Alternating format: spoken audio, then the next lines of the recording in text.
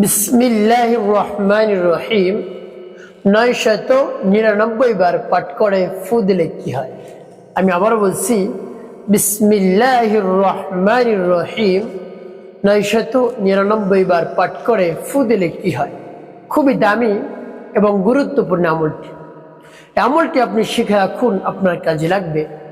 আমলটি কখন কিভাবে করবেন, কোন নিয়মে করবেন, আমলটি করে কিভাবে আপনি উপকৃত হবেন, আমি শুরু থেকে শেষ পর্যন্ত বলে দিচ্ছি। আপনারা অতি সহজেই এই দামি গুরুত্বপূর্ণ আমলটি করতে পারবেন। প্রিয় ভাই বোনেরা, আমলটি করতে আপনার কোনো ধরনের টাকা পয়সা খরচ করতে হবে না, শুধু অল্প কিছু সময় আপনাকে ব্যয় করতে হবে। অল্প কিছু সময় ব্যয় করে যখন আপনি আমলটি করবেন, আমলটি করে যখন লাভবান হবেন, উপকার পাবেন, উপকৃত হবেন, তখন আপনি আনন্দিত হয়ে যাবেন, আনন্দ আত্মহারা হয়ে যাবেন। প্রিয় ভাই বোনেরা, বিসমিল্লাহির রহমানির রহিমের গুরুত্ব অপরিসীম, এর ফজিলত অপরিসীম। দেখুন, বিসমিল্লাহর এত গুরুত্ব। প্রত্যেকটা সূরার শুরুতে বিসমিল্লাহ দরকার। বিসমিল্লাহ লেখা রয়েছে পবিত্র কুরআনুল কারীমের 114টি সূরা, প্রত্যেক সূরার শুরুতে বিসমিল্লাহির রহমানির রহিম লেখা আছে। তো দেখুন কি গুরুত্ব এর। আর নবীজি সাল্লাল্লাহু আলাইহি ওয়াসাল্লাম বলছেন, প্রত্যেক কাজের শুরুতে তোমরা বিসমিল্লাহ পাঠ করো। কুল্লু আমরিন জিবালিন লাম ইয়াখতা বিসমিল্লাহ, ওই কাজ সম্পূর্ণ হয় না যতক্ষণ পর্যন্ত সেটা বিসমিল্লাহ দ্বারা শুরু হয়, সেটা লেজ কাটা থাকে, অসম্পূর্ণ থেকে যায়। এই জন্য প্রত্যেক কাজের শুরুতে আপনাকে বিসমিল্লাহির রহমানির রহিম পাঠ করতে হবে। যদি না পাঠ করেন তাহলে আপনার সেই কাজ একেবারে কি থেকে যায়, অসম্পূর্ণ থেকে যায়। প্রিয় ভাই বোনেরা, এর একটি উদাহরণ দিলে আপনি বুঝবেন। এক স্বামী তার স্ত্রীর কাছে প্রত্যেক দিন এসে টাকা জমা দিত। তো একদিন কি হলো, একটি আশ্চর্য ধরনের ঘটনা। একদিন স্বামী কি করলো, স্বামীর মনের মধ্যে হলো শয়তানি। কেমন শয়তানি? স্বামী চিন্তা করলো, প্রত্যেক দিনই তো আমার স্ত্রীর কাছে টাকা দেই, তো তার কাছে যখন দেই সে নিয়ে রেখে দেয়, আবার যে সময় আমি চাই আমার হাতে দেয় বের করে। তো আজকে একটু শয়তানি করবো। সেটি হলো, যখন আমি টাকা দিব কোথায় রাখে সেটা আমি লুকিয়ে লুকিয়ে দেখব। যখন লুকিয়ে লুকিয়ে দেখবো সে টাকায় রেখে ওখান থেকে চলে গিয়েছে, তারপরে আমি ওখান থেকে টাকাটা নিয়ে আসবো। স্বামী ঠিকই কাজ করলো, লুকিয়ে লুকিয়ে দেখে টাকাটা ওখান থেকে সরিয়ে ফেলছে। তারপরে সে তো মনে আনন্দিত স্বামী, যে আগামীকাল যে সময় আমার টাকা লাগবে বা যে সময় লাগে আমি টাকাটা চাইবো আর সে দিতে পারবে না, তার চেহারাটা মলিন হয়ে যাবে, মনটা খারাপ হয়ে যাবে। সেই মলিন চেহারাটা আমি দেখতে চাই, তবে স্বামীর মনের মধ্যে হলো শয়তানি। তো যে চিন্তা সেই কাজই স্বামী করলো। পরের দিন যখন আবার টাকা চেয়েছে স্ত্রীর কাছে স্বামী, যে গতকালকে যে টাকাটা দিয়েছে সেই টাকাটা আমার কাছে দাও, আমার দরকার, আমি নিয়ে যাব। তো স্ত্রী কি করলো, ওখান থেকে টাকাটা এনে স্বামীর হাতে দিল। সুবহানাল্লাহ। তো স্বামী দেখে আশ্চর্য হয়ে গেল, কি টাকা তুমি কোথায় পেলে? কেন, যেখানে রেখেছিলাম সেখান থেকে এনে দিয়েছি। তখন স্বামী একেবারে আশ্চর্য হয়ে গেছে, যে কেমন করে তুমি ওখানে টাকা পেলে? ওখানে তো টাকা ছিল না। স্ত্রী বলল, কেন? তখন স্বামী বলল, এই এই কাজ আমি করেছি, তোমার মুখটা মলিন দেখার জন্য, তোমাকে কষ্ট দেওয়ার জন্য আমি এই কাজটি করেছি। ওখান থেকে না বলেই টাকাটা সরিয়ে ফেলছি। তো টাকাটা তুমি কেমন করে পেলে ওখানে? তো তারপর স্ত্রী কি বলে, যে আমি যে সময় টাকা রাখি বিসমিল্লাহির রহমানির রহিম বলে টাকা রাখি, আবার যে সময় আমি টাকাটা ওখান থেকে আনতে যাই সে সময় আবার বিসমিল্লাহির রহমানির রহিম বলে ওখান থেকে টাকাটা এনে। তখন স্বামী স্ত্রীর কাছে ক্ষমা চায়, আমাকে মাফ করে দাও, আমার ভুল হয়ে গিয়েছে, আমি আর কখনো এভাবে করবো না। তো দেখুন বিসমিল্লাহর কত পাওয়ার, কত শক্তি। রব্বে কারীম, এভাবে যদি আপনি বিসমিল্লাহির রহমানির রহিমের আমলটি করতে পারেন, আপনাকেও রব্বে কারীম সেই পরিমাণ শক্তি দান করবেন। বিসমিল্লাহর অসংখ্য অগণিত শক্তি রয়েছে, এর অনেক গুরুত্ব ফজিলত রয়েছে।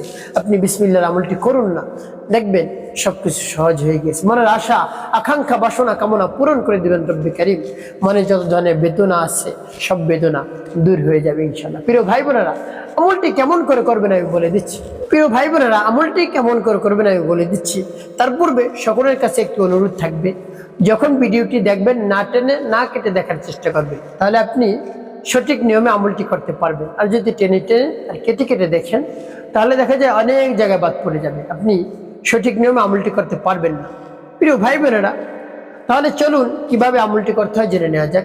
যখন আপনি আমলটি করবেন এর পূর্বে উত্তম রূপে ওযু করবেন, উত্তম রূপে ওযু করে পবিত্রতা অর্জন করবেন, তারপরে উত্তম পোশাক পরিধান করবেন। ময়লাযুক্ত পোশাক নিয়ে আপনি আমল করবেন না। তারপরে কিবলামুখে আপনি বসবেন। যখন এভাবে নির্জন জায়গায় বসা হবে পবিত্রতা অর্জন করে উত্তম পোশাক পরে সর্বপ্রথম কি পাঠ করবেন? আপনার জীবনের সমস্ত গুনার কথা স্মরণ করে ক্ষমা প্রার্থনা করবেন। আস্তাগফিরুল্লাহ রাব্বি মিন কুল্লি যামবি ওয়া আতুবু ইলাইহি লা হাওলা ওয়ালা কুওয়াতা ইল্লা বিল্লাহিল আলিয়্যিল আযীম। এভাবে যখন ইস্তিগফার পাঠ করা হয়ে যাবে তারপরে আপনি নবী সাল্লাল্লাহু আলাইহি ওয়াসাল্লাম মুহাব্বত নিয়ে 3 বার দুরূদ শরীফ পাঠ করবেন, সাল্লাল্লাহু আলাইহি ওয়াসাল্লাম, সাল্লাল্লাহু আলাইহি ওয়াসাল্লাম, সাল্লাল্লাহু আলাইহি ওয়াসাল্লাম। এভাবে যখন ইস্তিগফার এবং দুরূদ শরীফ পাঠ করা হয়ে যাবে তারপরে আপনি কি করবেন? আপনি সেই দোয়া পাঠ করবেন। যখন পাঠ করবেন রব্বে কারীমের কাছে বলবেন, হে আল্লাহ, আমার আমলকে কবুল করুন, সময়কে কবুল করুন, এবং যে সমস্যা সমাধানের জন্য আমি আমলটি করতেছি সেই সমস্যা আপনি সমাধান করুন। প্রিয় ভাই বোনেরা, এভাবে বিসমিল্লাহ পাঠ করে পরবর্তীতে কি কি করবেন আমি বলে দিচ্ছি, বা কোনো উদ্দেশ্যের জন্য এভাবে পাঠ করলেন। আগে আমলটি শেষ করে নিন। যেমন বিসমিল্লাহির রহমানির রহিম, বিসমিল্লাহির রহমানির রহিম, বিসমিল্লাহির রহমানির রহিম, বিসমিল্লাহির রহমানির রহিম, বিসমিল্লাহির রহমানির রহিম। এবার যখন পাঠ করা হবে একটু ফুলে তারপর আপনি আবারও পাঠ করবেন। বিসমিল্লাহির রহমানির রহিম, বিসমিল্লাহির রহমানির রহিম, বিসমিল্লাহির রহমানির রহিম, বিসমিল্লাহির রহমানির রহিম, বিসমিল্লাহির রহমানির রহিম। তারপর আপনি মনে দরদ নিয়ে আবার পাঠ করবেন। বিসমিল্লাহির রহমানির রহিম, বিসমিল্লাহির রহমানির রহিম, বিসমিল্লাহির রহমানির রহিম, বিসমিল্লাহির রহমানির রহিম, বিসমিল্লাহির রহমানির রহিম। পাঠ করে সবাই। প্রিয় ভাই বোনেরা, কতবার পাঠ করবেন? গুনে গুনে 999 বার পাঠ করবেন। এখন বলতে পারেন হুজুর অনেক সময় লাগবে। বেশি সময় লাগবে না। আপনি হাতে 100 তাসবিহ নেবেন, 100 দানার একটি তাসবিহ নিয়ে পাঠ করবেন। বিসমিল্লাহির রহমানির রহিম, বিসমিল্লাহির রহমানির রহিম, বিসমিল্লাহির রহমানির রহিম। আপনি 15 থেকে 20 মিনিট সময় ধরে নিন। এই 20 মিনিট সময়ের মধ্যে আপনি আমলটি করুন, দেখবেন অনেক কিছু সহজ হয়ে গিয়েছে, আপনি আশ্চর্য হয়ে যাবেন। প্রিয় ভাই বোনেরা, এভাবে যখন 999 বার পাঠ করা হয়ে যাবে তারপরে সর্বশেষ কি করবেন? নবী সাল্লাল্লাহু আলাইহি ওয়াসাল্লাম মুহাব্বত নিয়ে 7 বার দুরূদ ইব্রাহিম পাঠ করবেন, গুনে গুনে, কম যেন না হয়। আল্লাহুম্মা সাল্লি আলা মুহাম্মাদ ওয়া আলা আলি মুহাম্মাদ কামা সাল্লাইতা আলা ইব্রাহিম ওয়া আলা আলি ইব্রাহিম ইন্নাকা হামিদুম মাজিদ।